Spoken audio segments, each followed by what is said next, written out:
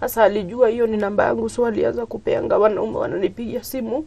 Nikiambia huyu mzee ananiambia hao ni brother za huyo mama. Na tukakaa. Na wakinipigia simu wananiambia nani ujue tunataka kichwa yako. Sana mimi nawaambia nyinyi fanyeni haraka mchukue hiyo kichwa. Mimi nilikuwa nashindwa nasema nini. Ulikuwa unafikiri ni mzaha tu, ile mzozano ya kati ya wapenzi. Venye nilipata kumbe ule mtoto wangu mdogo aliniangalia kama nimelala hapo, alikufa. Nani? Huyo mtoto wangu. Mtoto wako yule mdogo?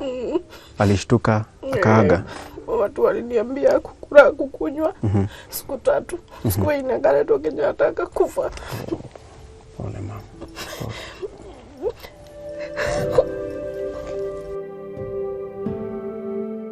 When Anne received that phone call from her boyfriend at night for a meeting, little did she know that that meeting won't happen. She has lived with the consequences of the event that followed that night for almost 10 years now. Let's get to listen to the story of Anne and hear how the vertices in this love triangle connect. My name is Kingori Wangeshi. This is my story right here on Tuko. We are at Kawangware. Kwa majina naitwa Anne Wanjiru. Nimezaliwa Katundu South. Nimelelewa mashambani. Na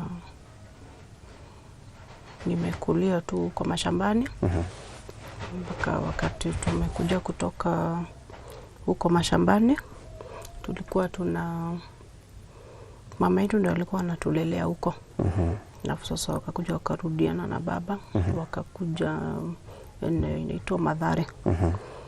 Tukakaa Mathare kidogo, nikaoleka Kayole. Tukakaa Kayole, nikafanikiwa na mtoto wa kwanza. Na mtoto wa pili. Nikatoka huko na mimba ya mtoto wa 3. Na nikaenda eneo ya Ruiru. Nikakaa Ruiru. Na nikarudi nikatoka Ruiru tena. Nilikuwa nafanya kwa Maua kwa Kiambu. Tukatoka Ruiru nikakuja nyumbani kama mimba ya huyu mtoto wa 3 imebakisha wiki moja. Nikajifungua nikiwa ushago huko Katundu. Nikalea huyu mtoto mpaka mwaka 1 na miezi 8. Tena sasa nikatoka huko nikakuja Kawangware. Ulikaa kwa ndoa kwa miaka mingapi na ni nini haswa kilifanya ukatoka pale? Na kwanza kabisa watoto uko na 3, sio? Ni watoto 3. Kwa ndoa niliona kulikuwa na mashida mingi. Kukaa ukipigwa, na sasa hiyo jua nilikuwa na miaka 14. Nilioleka na miaka 14. Juu ya mashida tu za nyumba. Sasa nikakuwa kila saa unapigwa, kila saa unateswa, ndio nikatoka. Okay. Unafanya kazi gani? Sai. Tuseme sasa venye nilikuja Kawangware, nilianza kazi ya kuuza, niliandikwa ba. So watoto wangu nimewalelea kwa kuuza ba. Kazi ambayo umefanya kwa muda gani? Ni miaka mingi. Juu unaona nilianza kuuza kama huyu mtoto ako na mwaka na miezi 8. Na nikikuja kupigwa risasi huyu mtoto alikuwa na miaka 10 na miezi 6. Kwa hivyo ni kama miaka 10 hivi. Sasa hiyo maisha ilikuwa namna gani, hiyo kazi ya kuuza? Hiyo kazi ilikuwa tu na changamoto. Juu saa zingine utafungua hiyo pombe ikuwe flat, hiyo ni wewe unalipa. Na saa nyingine mtu atakunywa na toroke na bill. Sasa hiyo pia ni wewe utalipa. Na saa nyingine unatusiwa lakini lazima uvumilie. Haya, sasa ni nini haswa kilicho fanyika ama kilifanya ukapigwa risasi na kuliendaje? Sasa hiyo siku nilipigwa risasi, ilikuwa kama wiki ilipita. Nilikuwa nimeongea na mwenye kazi, juu sasa nilikuwa nasimamia ba na iko na chakula. Nikampigia simu juu niliona yeye sasa akiniambia kila mwisho wa mwezi nilikuwa nalipa waiter Sasa mimi ananiambia atakuja kunilipa. Sasa nikaona amekuwa na pesa zangu mingi na kuji kazini, ni kama wewe anaamini wewe unaweza tu kumfanyia hiyo kazi kama yeye hayuko. So unaona ile siku atakuja atakupea hiyo pesa yako yenye alifaa kupatie, atakuelezea, atakupea tena hiyo next month, unavumilia tena hiyo mwezi ikiisha akuji. Sasa nikaita nikiandiko huko, kulikuwa na brother ya mwenye hiyo kazi. Nikamuita juu. Sasa mimi nilifikiria maybe huyu mdozi wangu hayuko hapo karibu, juu yeye alikuwa anafanya kazi za foreman wa kujenga. Sasa nikafikiria maybe juu akuji pengine hayuko huko, juu kuna time alikuwa anatuambia hata anaendanga anaishi kwa matajiri Karen. Sasa unaona mimi nikaambiwa na customer wangu mmoja, na mdozi wake siku hizo anatusalimia akiwa tu kwa pikipiki akienda nyumbani. Sasa nikajua kwa hivyo kwa huko nikukuja akuji. Nikaita huyo brother yake nikamwambia achukue hiyo stock, mimi nataka kuenda, mimi sitaki kazi tena. So brother yake akakuja tukachukua stock. Sasa kitu nilifanya kibaya si kubeba karatasi hata moja. Niliamini tu huyo sasa zikiwa na yeye ako sawa. Nikamwachia. Lakini tukiwa hapo na huyo kijana alipigia brother yake simu akamuuliza na pesa zani, anaye akamwambia wewe jua venye utafanya umulipe.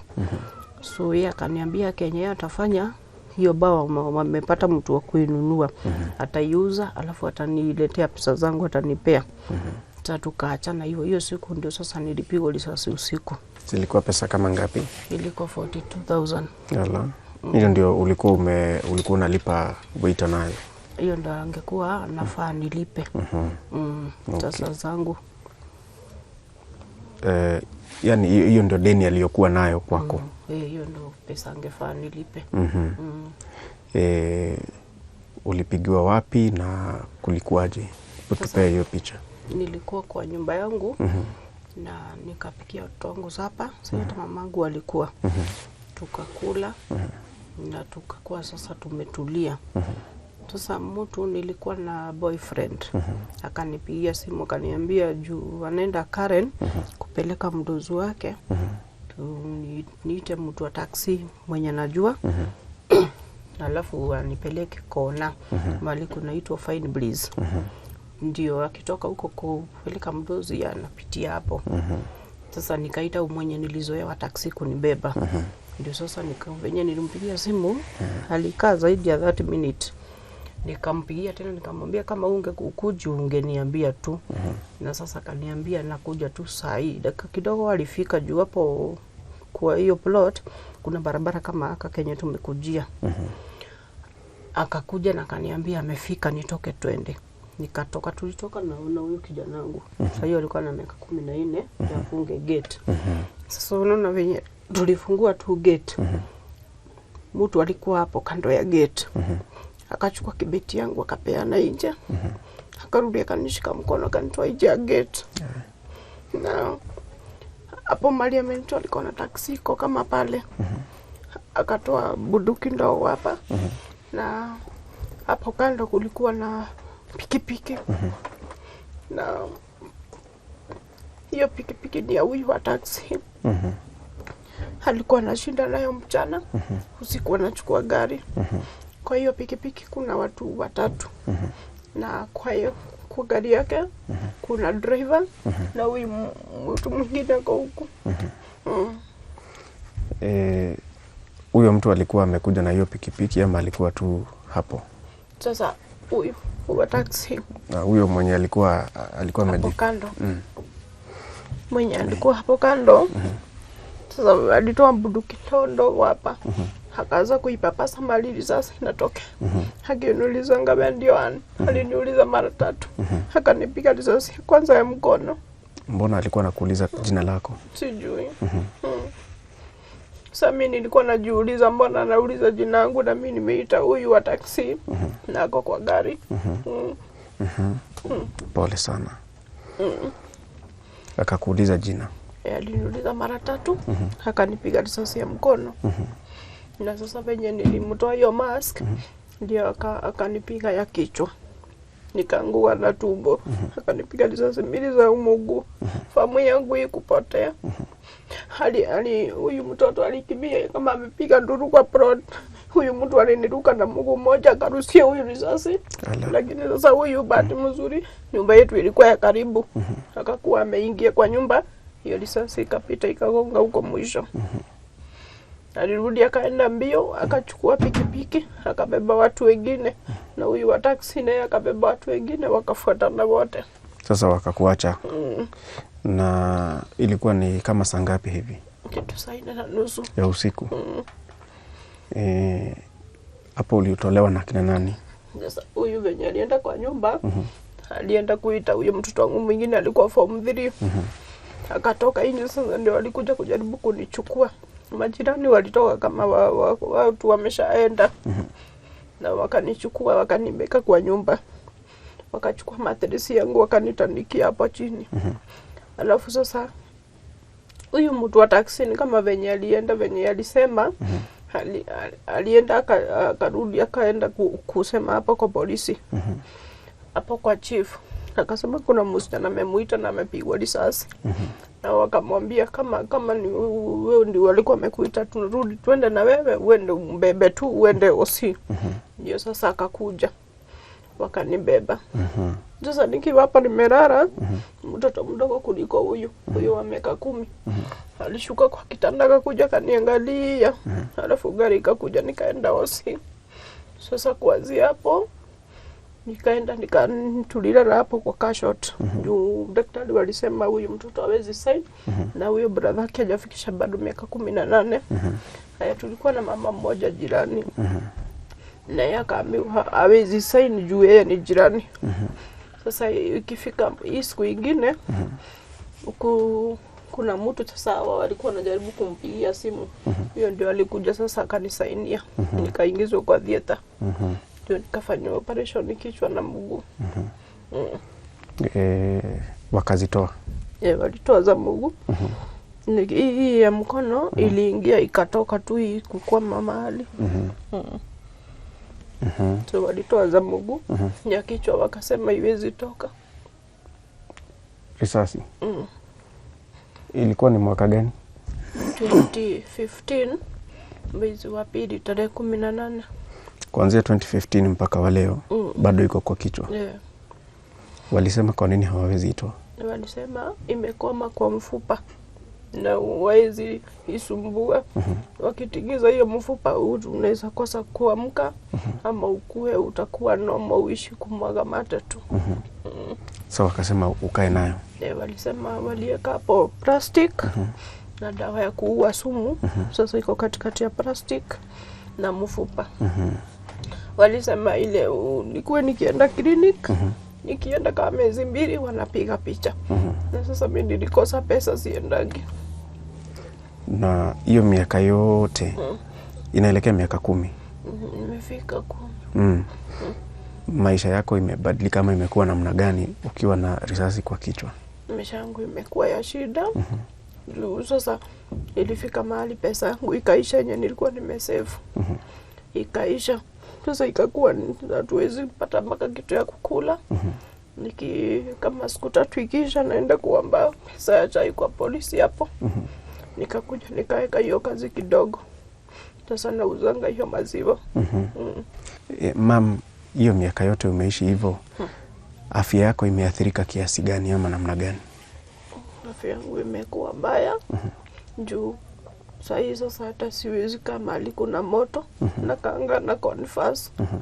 Ni venye nilienda hosi ingine kwa paju inaitwa Lirota. Daktari alisema hiyo sasa ina cost kifafa kwa kichwa yangu. So wakaniambia ni avoid kufanya kazi kuchoka. Na ni avoid kukuwa na stress. Nikikuwa na stress, damu ikipamp kwa mwili haifiki hapo kwa hiyo risasi. So isipofika inajipika shock na lazimia. Pole sana. Na kwa sababu iko kwa kichwa, hapo ni karibu na ubongo. Imeaffect mwili kwa njia nyingine? Imefanya hii side ya left. Nimekuwa nimeparalyze. Siwezi inua kitu na mkono zote mbili. Pole sana. Marafiki zako, watu wenu, wale walio karibu na wewe, wanajua ile hali unayopitia? Wanajuanga. Juu hata juzi ndio niende Kenyatta tena. Nilianguka hapo kwa maziwa nikazimia. Sasa huyo jirani mama amepika mandazi hapo, ndio mwenye hiyo duka tumekaribiana naye. Ndiye alienda kuita watu. Na juu nilikuwa nimejifungia na ndani tu venye unaweza funga, kulikuwa saa 2 usiku. Wakavunja hiyo mlango, ndio wakanipeleka hosi. Sasa turudi kwa yule aliyekuwa amesema ukujiwe na taxi, your boyfriend. Mlikuwa na uhusiano gani? Baada ya hapo alikuja kukuangalia namna gani, ama tueleze? Kutoka hiyo siku nilipigwa risasi. Jua watu walienda na simu yangu. Sasa tukuwa iongea naye tena. Kenyatta nikamaliza mwezi na nusu. Nikarudi nikatoka. Venye nilitoka nilipata kumbe ule mtoto wangu mdogo aliniangalia kama nimelala hapo, alikufa. Nani? Huyo mtoto wangu. Mtoto wako yule mdogo? Alishtuka akaaga? Watu waliniambia kukula kukunywa siku 3. Siku inakale tu Kenyatta akakufa. Pole mama.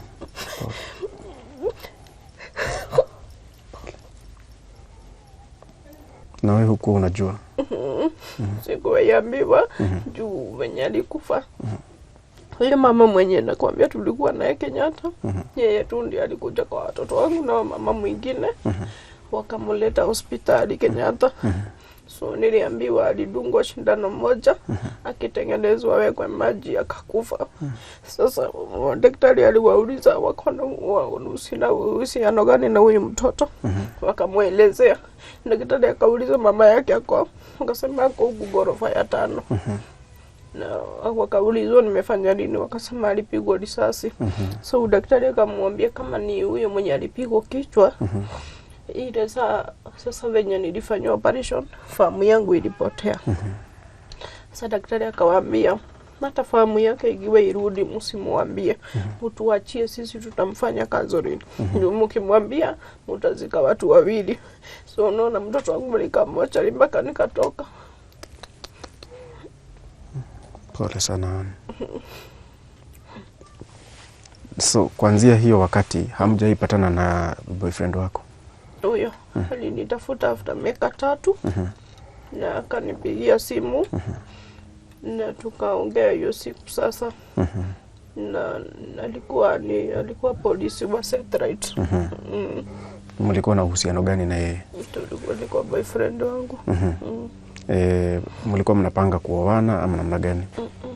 Rafiki tu. Na yule mtu ambaye alikupiga risasi alikuuliza jina, unaona kama kuna uhusiano hapo? Sasa huyo nikikuja kukuwa na huyo rafiki, nilikuanga urafiki na mwingine Mluya. Sasa huyu Mluya, bibi wake wa kwanza alikuwa ushago, wa pili ndio alikuwa wameachania huko. Juu kuna time huyu alipigwa na wakora. Sasa venye alipigwa na wakora, ikakuwa huyu bibi ameanza kumchukia juu amekatakatwa, hawezi enda kazi. Akakuja akabeba vitu zote za nyumba yake akaenda kujikalisha. So unaona kuiona kama huyu ataipona aende kazi. So mimi tukikuja kujuana na yeye alikuwa amepona na amesharudi kazi. Sasa huyu mama alisikia hivyo juu alikuwa ameenda kuishi Kibira.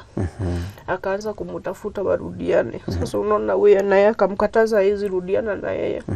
Sasa huyo ndio alikuwa tu ana kila siku kila saa. Kuna venye alikuja kwa nyumba ya huyo Mluya, tulikuwa huko. Sasa na kulikuwa asubuhi kama alikuwa amelala kwa hiyo plot. Juu kulikuwa kitu saa 10 asubuhi. Akabisha mlango, huyu mzee akafungua. Na venye alifungua alisikia huyu mama akiuliza jirani, kwani hii nyumba kama iko na mtu juu ilikuwa na lock. Sasa huyu jirani akamwambia mimi sijui. Huyu mzee akasikia sauti bibi akafungua. Juu alikuwa anataka tu mali atamuonea hata wewe mupiga, juu alikuwa anamtusi. Ufai afadhali kuliko ungechukua huyo ani. Sasa huyu mama alikuwa anajua mimi ni Mkamba. Afadhali ungeacha kuchukua uende ufufue mama yako ulalage naye. What? Hivyo ndio alikuwa anamwambia kwa message. Sasa yeye alikuwa anasema mali tu atamuonea, atampiga. So venye alisikia ameongea nje, akatoka nje akafungua. Huyu mama akamlazimisha aingie kwa nyumba. Venye alisukuma huyu mzee, huyu mama alianguka kwa kiti, akaanza kupigwa. So unaona mimi nilitoka kwa pasia nikashika huyo mzee, na huyu mama naye mbio akachukua simu moja na akakimbia. Sasa venye tuligundua kuna simu moja alimpigia na yangu. Akamuuliza mbona umechukua simu? Sasa alijua hiyo ni namba yangu, so alianza kupeanga wanaume wananipigia simu. Nikiambia huyu mzee ananiambia hao ni brother za huyo mama. Na tukakaa. Wakinipigia simu ananiambia nani ujue tunataka kichwa yako. Sana mimi nawaambia nyinyi fanyeni haraka mchukue hiyo kichwa. Mimi nilikuwa nashindwa nasema nini. Ulikuwa unafikiri ni mzaha tu, ile mzozano ya kati ya wapenzi. Sasa unaona tulikaa mpaka mali tulikuja kuitwa. Akienda mahali juu sasa huyu mama alikuwa ni kama idol. Anaenda kwa bar kukaa, ni wale watu wanangoja watu. Akienda mahali apate huyo mzee, anachukua hiyo simu yake ya huyo mama, anaweka private. Ananiambia ni unataka kuona umbwa yako? Namwambia kwa pia, ananiambia tu iko kwa baa yenye niko. Sasa unaona mimi sikuwa ishughulika na huyo mama. Na siku moja tukaitwa na kuna mwibaji mmoja anaitwa Emmanuel Mosindi. Alikuwa rafiki yetu. Akatuita akiperform mahali tukaenda. Sasa hapo ndio huyu mama pia naye alikuwa huko.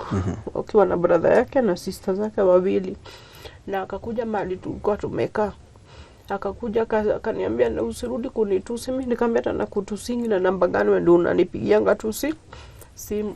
Sasa unaona mzee alikuwa anataka kukunywa pombe juu alikuwa ashakunywa kwenye nilikuanga nauza. Yeye alikuwa ameniambia tukiingia hapa wewe unibaie tu Crest, mimi sitakunywa pombe. Sasa mama alikuja kuforce huyu mzee waende wakae naye mahali amekaa. Na huyu mzee akamwambia siwezi enda, mimi nakaa nani, tumekuja na. Sasa unaona mzee alikakaa akaenda ku dance. Huyu mama akakuja atiwa mshike wa dance. Huyu mzee akampiga mpaka wimbo ikazimwa. Sasa venye kwa concert.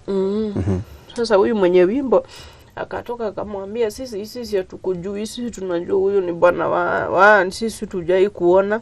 Sasa manager akamwambia hiyo wimbo ikizimwa tena utanilipia watu wanaimba na unilipe hiyo hasara watu wanatoka customer. Sasa hiyo ndio sasa huyo brother mwenye kazi akaniambia chukua huyo boyfriend wako tu muende kwa nyumba juu ndio shida itulie huko. Sasa mimi nikaita gari tukaenda kwa nyumba. Sasa kuanzia hapo mama yako inipigia simu na after miezi 2 ndio nilipigwa risasi. Sasa hiyo ndio unaweza fikiria ndio ilifanya ukapigwa risasi? Ndio walikuwa nakuuliza jina? Pole sana. Na hivi sasa wao wako wapi? Hao walinipiga. Au your boyfriend na huyo aliyekuwa bibi yake? Huyo bibi yake walisema nikikuja kupigwa risasi alikuwa Saudi Arabia. Na sasa huyu bwana yake ako huko Saidi kunaitwa stage 2. Huwa mnaongea? Tunaongeanga. Sasa maisha yako yalibadilikia hapo? Maisha yangu yalibadilikia hapo. Sasa mimi nikakuwa kama mlemavu. Pole sana na ukapoteza mtoto. Hebu sasa tupe safari ya kuanzia 2015 vile umekuwa ukiendelea hivyo baada ya kupigwa risasi. Sasa kutoka hapa 2015 ilikuwa sasa tulizika huyo mtoto Katundu. Tukarudi sasa nikahama mali nilikuwa naishi nikaenda huko 56. Nikakaa huko. Sasa na huko nikarudi 2017. Sasa kukula ni shida, kulipa nyumba ni shida.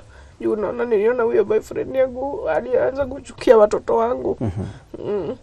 Okay, hapo awali alikuwa anawachukulia kama wake ama namna gani? Na huyo mwenye alikuwa Saudi Arabia alirudi? Sijaijua. Pole sana. Wakati unasema kwamba alianza kuchukia watoto wako, mlikuwa mnaishi pamoja ndio uone kwamba anawapenda kwanza alafu akakosa kuwapenda? Sister zangu walisema venye nilitoka hosi, daktari alisema nimepewa ruhusa, lakini nirudishwe after 3 weeks, nipimwe wheelchair, juu itaweza kujisimamisha tena. Nimekufa zaidi moja. Na venye sasa tulimaliza kuzika mtoto, wakamwambia si tunataka sasa Shiro aende na mama yetu juu ataweza kujifanyia kazi kama kitambo na ako na watoto. So unaona, yeye alisema, alikataa nibebwe, na ndiye akasema juu watu wenye wanataka kukubeba hata nikuhamisha nikupeleke karibu na mali naishi. Ndiye akatupeleka huku 56. Sasa nyumba yake ilikuwa kama ni na yetu ni kama hii. Tukakuwa tunapikia huku, watoto wanaenda wanalala. Sasa tukakaa, ni kama aliona pesa yangu imeisha, akaona sasa kila kitu ni yeye. Kulingana na vile nasikia, wewe ulikuwa mtu anajifanyia kazi. Hebu tueleze hiyo kazi ambayo ulikuwa unafanya, na yani bidii yako ilikuwa namna gani? Mimi nilikuwa nalea watoto wangu vizuri. By the way, hata wenye wameoa wangelea watoto wangu kama wangu. Ulikuwa naona hiyo kazi ya ba? Hakuna ile kitu mtoto wangu angetaka akose. But sasa wenye niliumia, huwezi wasaidia hata kidogo sasa. Uko na akili ya biashara, manake tumekupata pale kwa duka. Hiyo ni kitu ungetaka kufanya? Niliona niweke hiyo maziwa. Maziwa nilikuwa nauza hata mbele nikayore venye nilikuwa nimeoleka. So nikasema, nikaambia Mungu, juu najua unanijibu maombi, nataka niweke kazi kidogo tu kuliko kushinda nikiomba watu chakula. Ndio nikafungua hapa, nilikuwa naweka kwa barabara meza. Nikakuwa huyu jirani yetu anatuma mtu ananimwagia takataka hapo. Nikakuja hii side ingine, nikakaa hapo. Nikarudi sasa, mama alikuwa kwa kibanda iko hapa mbele kidogo, akakuwa ameenda kazi ya nyumba. Nikakuwa ni huyu agent ameambia kiatika, ambia huyu mama kama alipi kibanda tu tupeane. Na tulikuwa hapa na huyo kiatika ni mama, nikamwambia simu nipe. Akaniuliza, ngiri moja utakuwa natoa wapi? Nikamwambia Mungu atakuwa ananipe. Hiyo 1000 ni kwa wiki, kwa mwezi? Kwa mwezi tu. Kamwambia nitakuwa napata juu nilikuwa kukinyesha narudisha maziwa kwa nyumba. Ni watu wadogo sana watakuja kwa nyumba yako. Sasa hii kilala inaharibika yote. Sasa ndiye akasema atajibu. Kaka na akaambia huyo kiateka anipe hiyo kibanda. Sasa nikaanza kulipanga. Na ndio sasa unafanyia kazi pale? Nafanyia hapo sasa. Kwa sababu unajua nini kilichotendeka hiyo miaka ambayo imepita, usalama wako uko namna gani sasa? Niko sawa. Manga Mungu ni anaangalia kama mtu. So wewe unaendelea tu na kazi zako tu kama kawaida? Hospitali umekuwa mgeni wake? Hospitali sasa siendagi juu ya hiyo kukosa pesa. Sasa ukisema hiyo maziwa utoange kila saa ngini moja na 150. Hiyo utakuwa na itakuwa. Na unafaa kwenda mara ngapi hospitali? Unafaa kuona daktari kila mwezi. Akaangalie kichwa? Anaangalia kichwa. Na ukienda hata kama miezi kama umeenda mara 3, anakutuma upigwe hiyo CT scan kama hii sasa iko hapa juu. Mara ya mwisho ulienda walikwambia nini? Waliniambia kulingana na hiyo yenye na confess mara mingi, alafu unasikia ni kama kichwa iko na uzaa. Sasa huyo daktari akasema nipigwe hiyo picha ndio ni aone kama ni pengine hiyo risasi hii inaweza kuwa imetoka mahali ilikuwa. Ndio aliniambia kama imetoka inaweza kuwa inakuwa effective. So tukipigwa hiyo CT scan ikiwa imetoka tutoe. Sasa hiyo ndio itasema. Na sasa haujapigwa hiyo picha? Nilipigwa. Na ndio hiyo yenye hiyo tarehe yenye waliniandikia ya kurudi tarehe 10 mwezi wa 8 nikakuwa nimegonjeka, nimelala kwa hospitali nyingine iko huko chini. Kuna mtu anatazama anashangaa, mtu anawezaje kuishi na risasi kwa kichwa miaka 10. Hebu tueleze wewe una feel namna gani, unahisi na nini wakati iko kwa ubongo? Tupe hiyo experience. Tuseme unaumwa na kichwa mara kwa mara. Kitu kiko unakaa ukikunywa dawa. Sasa kama Kenyatta waliniandikia dawa zingine hapo. Kwa wiki 2 zinatumia nini? Tuseme kwa wiki unatumia dawa za 925. Sasa hizo hata mara mingi sinunuangi. Mimi natumianga tu hizo mara moja zenye nauza hapo na kunywa. Ni headache ndio inakuuma sana. Ukiinama kuna effect, kuna kitu na feel ama namna gani? Like nataka ku understand wakati mtu amedungwa na mwiba kama haijatolewa mtu anahisi uchungu. Sio? Sasa hii ni risasi na iko kwa kichwa. Hiyo experience iko namna gani? Sasa ukiinama unasikianga ni kama kamasi inatoka kama maji. Na daktari alisema ni juu hiyo risasi iliguza mishipa za mapua. So itakaa hivyo mpaka siku yenye itaitolewa. Na huwa unai feel like unasikia iko upande fulani, yani unajua ndio hiyo na feel hiyo ni risasi, kwa sababu kama hauna kitu kingine kwa kichwa hauwezi feel anything. In fact wanasema wakati mwingine wakati umekwaruzwa pahali ndio unajua uko na tuseme kidole, ndio nakumbuka kidole iko. Sasa hii iko hapa kwa akili, unawezanga kuifeel, unajua hiyo ndio risasi. Unaisikianga. Juu maliko hiyo side yenye iliingililia unasikianga ni kama uko na uza kwa kichwa. Na kichwa ina feel mzito ama? Unasikianga uchungu. Pole sana mama. So kwa hivi sasa ni nini ungetaka mtazamaji asimame na wewe kwake? Sasa Kenya ningeomba mtazamaji ningesaidika kama ningeweza at least nipate pesa ya kuendanga kwa hiyo kuona daktari. Na nipate kama naweza ongeza kama stock. Unaona vitu mingi sina. Vitu mingi ni zenye watu wanauliza na sina.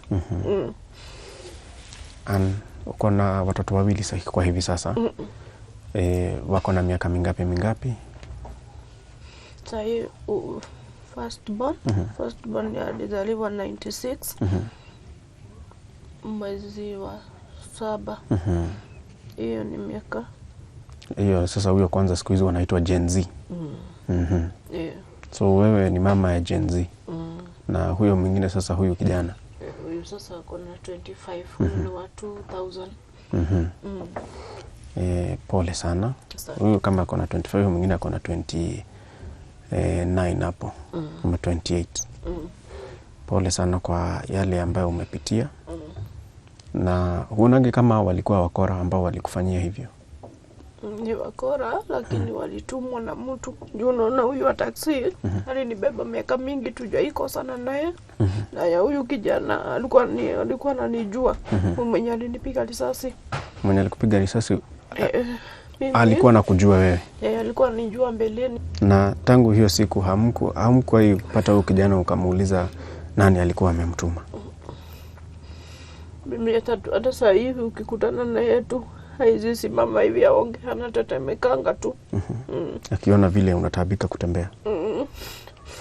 Nikanaonanga mimi spirit. Kwa sababu alidhani amesha alijua nimekufa. Kwa hivyo wale walikuwa nakwambia watakujia kichwa walikujia? Ninaonanga kama ni yao. Na mlifanya kesi ama uliripoti? Niliandikisha Muthangari. Polisi wa kwanza kaniomba namba ya mtu wa taxi. Akaniambia kama ni wewe ulimuita inafaa andike statement pia yeye. Na nikampea. Huyo polisi hakuwaishika huyo mtu mpaka miezi 11 ikaisha. Sasa venye nilihamianga huko 56. Polisi wapa kwa chifu wenye alikuwa ananijua kitambo. Ndiye alikuja huko kama wanakuja, walipita na gari akaniona. Ndiye akashuka kwa gari kuja kaniuliza sasa hata natembea haraka. Sasa hiyo nilikuwa natembea na kamutike nikikanyanga na tetemeka na simama. Akaniuliza kama niligojeka stroke. Nikamwambia sikugojeka. Nilipigwa risasi. Pole mama. So unaona, akaniambia ulipigwa ni waizi. Nikamwambia hapana, mimi siwezangi kuelezea ni mwizi ama ni nani. Juu niliita huyu mtu wa taxi, na huyu mtu wa taxi wanamjua juu gari yake ilikuwa inalala hapo kwao. Nikamwambia jina, akaniuliza na mwenye alikupiga ulimjua. Nikatoa simu nilikuwa nimetoa kwa Facebook picha kijana, nikamwonyesha. Akaniuliza ama naweza muosha hiyo picha. Nikamwambia tatu maana after 3 days aliitisha hiyo picha. Nikamwambia mimi sina mtu mwenye naweza jua, aliniambia kama uliosha pia mtu aniletee mahali fulani wa pikipiki. Mimi nikamwambia saa hii sina mtu naweza trust. Sasa akaniambia kama ali tulikupata tutakuja kuchukua. Akakuja kachukua, akarudi kanipigia simu akaniambia Shiroenda kuambia huyu polisi kwa hii kesi akupe OB nishike huyu kijana juu nimemuona. Huyu polisi hakuwainipe hiyo OB. Kiendea ananiambia ati mimi ndio kuletea huko kwenye Kawangware hiyo OB. Swali nizungusha mpaka huyu sasa mwenye aliniona 56 ni angaenda sasa kumshika. Venye alimshika akaniambia niende ni confirm. Nikaenda Muthangari, wakatolewa watu wengi kwa cell. Nikasema ni huyu. Unaona, kaulizwa kama ananijua, akasema ananijua tena sana. Akaulizwa na mbona umeshikwa? Akasema ni juu alisema ati mimi nilisema amenipiga risasi mingi. Na baada ya hapo, kuanzia hapo sasa usiasi akamwambia kwa hivyo namjua. Akasema akarudishwa kwa cell. Huyu polisi huyu tu mwenye alinishikia wakaniambia ambia huyu polisi ako na hiyo kesi akuwape barua nishike huyu mwingine wa taxi ndio waende watakotini. Sasa unaona, nikipigia huyu simu kumwambia ananiambia atamtoa wapi. Nikamwambia huyu polisi ameniambia alikuwa anaitwa Meja, alikufa juu ya kansa juzi. Kaniambia hakuna mahali atapata huyo wa taxi. Mimi nikamwambia amesema either wewe ama usias munipe barua tu. Sasa venye nilimwambia akaniambia usizime simu. Alinipigia saa 4 akaniambia asubuhi niende hiyo barua. Nikaendea nikaletea polisi. Hata sikuwa nimefika kwenye naishi. Jua niniambia kwa town lakini niwache hapo. Nikaachia inspector mwenye walikuwa naye. Karudi dakika kidogo kanipigia simu kaniambia kuja uko nifahamu kama ndio mtu wa taxi uliita. Nikakuja nikapata kama gari inatoka hapo kwa chief Land Cruiser. Nikasimama kaniambia sasa sisi watatu ni nani? Nikamwambia huyo wako katikati, huyo ndio niliita. Na akaniambia sawa. Sasa akapeleka Muthangari. Nikaenda Muthangari nikakuwa nifahamu hiyo siku tena. Hiyo siku nyingine wakatolewa watu wengi kwa cell. Nikasema huyu ndo niliita ni bebe. Sasa tukaanza kesi. Tumeenda miaka 7 kesi yangu imetupwa. Ilitupwa? Nilitumwa na jaji wa koti namba 3 Kibira. Kwa nini? Alisema ina ushahidi wa kutosha. Hiyo kesi ilisha hivyo, wewe ukabaki sasa ukitembea na hiki kifaa. Mkwanjo. Nafikiri kwa hivi sasa unaweza peana nambari yako ya simu. Ndio yule ambaye angetaka kuwasiliana na wewe akusaidie kwa njia moja ama nyingine aweze kukufikia. Manake ndio maana tumekuja kukutembelea siku ya leo ili tuweze kuwa connect wewe na wale ambao wanaweza relate na story yako. Wasimame na wewe. Peana nambari ya simu. Ningependa msikilizaji, ningeomba wenye mnaniona mama mnanisikiza uko nje, najua kuna watu wengi wanasikiza story za watu. Mnaweza nisaidia, hata kunaweza kuwa na roho tu haki yangu ipatikane juu. Mimi sasa bado naelekea maisha yangu ni mbaya. Kila saa na umangwa. Sasa nikikuwa na bahati mbaya ni zangu hata maziwa nikichemusha. Nisaidie tu haki yangu ipatikane. Jua watu saa hii wanalea watoto wao, wanafanya kazi, but mimi sahii ni mlemavu. Unaweza nisaidia tu kazi yangu isimame, iongeze stoko, na Mungu atawabariki. Namba ya simu? Namba yangu ya simu ni 0714 153668. Irudie. 0714 153668. Italeta jina Ann Wanjiru. Asanteni. Ann, makosa yako ilikuwa tu kupendana na mtu kwa hii mambo yote. Na kwa hivi sasa unaona kama hiyo safari unaweza irejelea ya kupendana na kuolewa? Sahi hapana. Sahi najisikiza sasa. Okay. Pole sana Ann. Asante. Ni kuna kitu kingine ungetaka kusema? Ningependa kusema kama uko nje, kama mtu anaweza kuwa na kazi. Huyu mtoto nilipigwa risasi akiwa form 3. Sasa Mungu alinisaidia na nikaomba usaidizi, na huyu mtoto akasomeshwa na mtu akafika University ya St. Paul. So alisomea business and management, kazi yake anafanya online. Sasa yeye ndio na hata juzi venye nilikuwa mgonjwa akapigiwa na huyu mwingine simu, akakuja na Uber kanipeleka hospitali. Sasa huyo ndio naezalia nikiwa na shida, na pia kazi yake iko chini tu, anafanyia watu wamulipi pesa. So mtu angekuwa na kazi anaweza mpea, na pia huyu second born wangu pia anaweza pata kazi hiyo, amesomea ya kuandika movie. Unaweza msaidia sana pia naye hajisimamie tu kwa maisha yake. Sasa hiyo maziwa ndio tunakula, tunakunywa, na pia kulipa nyumba yetu ni shida sana. Ni hivyo. Asante sana. Asante. Wamesikia wito wako, watawasiliana na wewe kwa simu yako. Asante. Asante. Tuko family, that's the story of Ann Wanjiru from here in Kawangware. And she says that her mistake was only the urge to love and be loved. However, she has lived with the consequences of that desire for the last 10 years. Will you stand in the gap with her as you support her in this journey to restructure her life? My name is Kingori Wangeshi. This has been my story right here on Tuko. Thank you so much for watching. Thank you for subscribing. If you've not, please do.